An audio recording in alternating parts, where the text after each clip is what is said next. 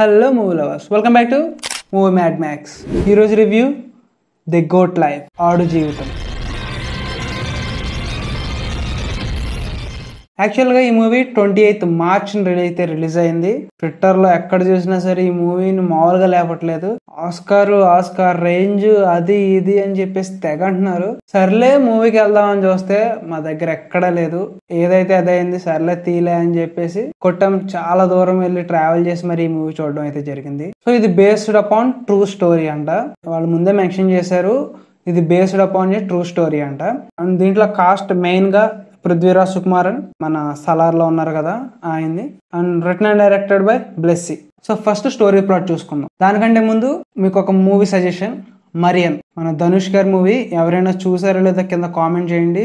Movie కూడా same survival thriller, చాలా బాగుంటది. అండ్ ఇది ఇప్పుడు కాదు, చాలా డేస్ బ్యాక్ వచ్చిన మూవీ ఇది. సో దీంట్లో మీరు ఎవరైనా చూసిన వాళ్ళు ఉంటే కింద కామెంట్ సెక్షన్ లో కామెంట్ చేయండి. The goat life story plot చూసుకుంటే ఇది నేను తెలుగు డబ్బుల్లో చూసాను కాబట్టి తెలుగు డబ్బుడ్ వెర్షన్ లో ఉన్న స్టేట్స్ ని యూజ్ చేసిన. తెలంగాణ స్టేట్ నుంచి గల్ఫ్ వెళ్లి మనీ సంపాదించాలని ఒక ఇద్దరు వ్యక్తులు తెలంగాణ నుంచి గల్ఫ్ కి అయితే వెళ్తారు. సో దాంట్లో మన హీరో కూడా. సో వెళ్ళిన తర్వాత ఒక దుబాయ్ సీట్ వీళ్ళని తీసుకుని ఒక చోటకి తీసుకెళ్తాడు. అక్కడ ఒక పెద్ద ప్రాబ్లం లో పడతారు వీళ్ళు. సో దాని నుంచి ఎలా బయటపడ్డారు, ఆ ప్రాబ్లం నుంచి ఎలా సర్వైవ్ అయ్యారు అనేది మిగిలిన ప్లాట్. సో మూవీ ఎలా ఉందనే విషయానికి వచ్చేస్తే బాగుంది సార్, నిజంగా బాగుంది. మూవీకి అయితే అవుట్ ఆఫ్ కొట్టచ్చు. బట్ కొన్ని ఫ్లాస్ కూడా ఉన్నాయి, కొన్ని అన్నెసరీ సీన్స్ ఉన్నాయి and slow narration. So detail రివ్యూలోకి వెళ్ళిపోదాం. దానికంటే ముందు మన ఛానల్ ఎవరైనా ఫస్ట్ టైం విజిట్ చేస్తుంటే మన ఛానల్ అయితే సబ్స్క్రైబ్ చేసుకోండి, అలాగే మీ ఫ్రెండ్స్ కి షేర్ చేయండి.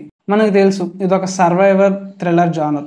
మనకి ట్రైలర్ లో ఆల్రెడీ చూపించారు, మనకి ఫస్ట్ నుంచి చెప్పుకొస్తున్నారు. హీరో ఒక ప్రాబ్లం లో చిక్కుకుంటాడు, దాని నుంచి తను ఎలా బయటపడ్డాడు, తను ఎలా సేవ్ చేసుకున్నాడు అనేది ప్లాట్ అని అందరికీ తెలుసు. బట్ ఏ విధంగా తను బయటకు రావడానికి ఎలాంటి హడిల్స్ పడ్డాడు, ఎన్ని కష్టాలు పడ్డాడు అనేది కొత్త విధానంలో, కొత్త డైరెక్షన్ లో చూపించాలి. దాంట్లో అయితే డైరెక్టర్ సక్సెస్ అయ్యాడనే చెప్పాలి, బ్లెస్సీ. బట్ స్టార్ట్ అయిన ఫస్ట్ హాఫ్ లో కొన్ని అన్నెసరీ సీన్స్, అంటే ప్రెసెంట్ జరుగుతూనే ఉంటది బట్ స్క్రీన్ ప్లే లో ఒక్కొక్కసారి ఏమవుద్దంటే తన బ్యాక్ స్టోరీకి వెళ్తా ఉంటాడు.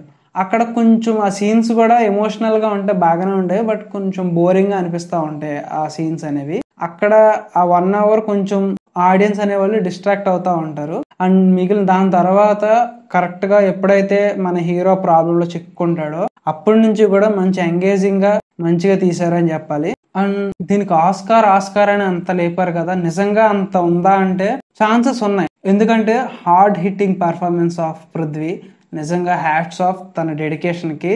తన లుక్ ఓవరాల్ మూవీలో ఇన్వాల్వ్ అయిపోయాక తన లుక్, తన ఎక్స్ప్రెషన్స్, తను మొత్తం చాలా అంటే చాలా చేంజ్ అయ్యాడు. అండ్ తన బాడీ పర్సనాలిటీ కూడా చాలా అంటే చాలా లీన్ చేసుకున్నాడు.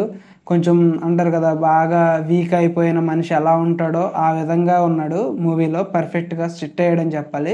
అండ్ అలాగే మిగిలిన కాస్ట్, మనకి హీరోతో ఇన్వాల్వ్ అయ్యే మూవీలో ఇన్వాల్వ్ అవుతూ ఉంటారు ఒక 2-3 క్యారెక్టర్. ఆ క్యారెక్టర్స్ అనేవి బాగా కనెక్ట్ అవుతాం, మన ఎమోషన్స్ అనేవి డైరెక్టర్ బాగానే హ్యాండిల్ చేశాడని చెప్పాలి అది కూడా. అండ్ మన పృథ్వీరాజ్ యాజ్ నజీబ్ అయితే చాలా బాగా పెర్ఫామ్ చేశాడు. పృథ్వీ అయితే దానికి ఇచ్చేయచ్చు నిజంగా ఆస్కార్ రేంజ్ పెర్ఫార్మెన్స్ అని చెప్పేసి, అంత బాగా పెర్ఫామ్ చేశాడు. అండ్ అలాగే దీంట్లోనే కాదు, టెక్నికల్ డిపార్ట్మెంట్ కూడా చాలా బాగా వర్క్ అయింది, చాలా బాగా బిగ్ అడ్వాంటేజ్ అని చెప్పాలి. సినిమాటోగ్రఫీ, ఆ విజువల్స్ అవి చూస్తుంటే నిజంగా ఎడారిలో, తెలుసు కదా దుబాయ్ అంటే ఎడారి, ఆ ఎడారిలో నిజంగా వాళ్ళ ఎమోషన్స్ సెకండ్ హాఫ్ లో క్యారీ అయ్యే ఎమోషన్స్ అయితే నిజంగా లిటరల్లీ మనం కూడా కనెక్ట్ అవుతాం, అంత హార్డ్ హిట్టింగ్ గా ఉంటాయి విజువల్స్, ఆ సినిమాటోగ్రఫీ.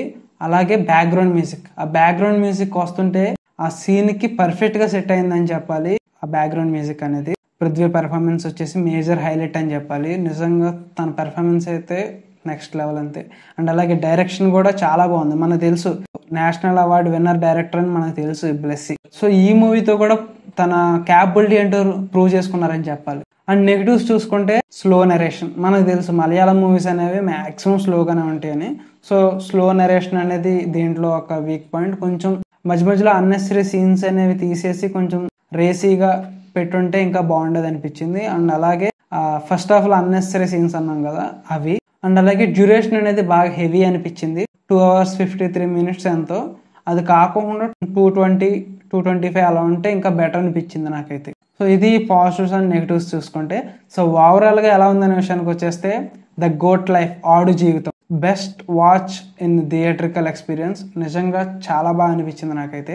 అండ్ కొన్ని ఫ్లాస్ అయితే ఉన్నాయి, ఆ ఫ్లాస్ తప్పనిచ్చి ఓవరాల్ మూవీ అయితే బాగుంది.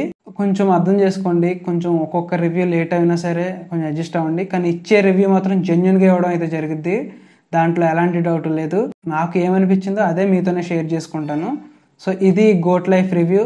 నెక్స్ట్ రివ్యూతో మళ్ళీ కలుద్దాం. Until then bye.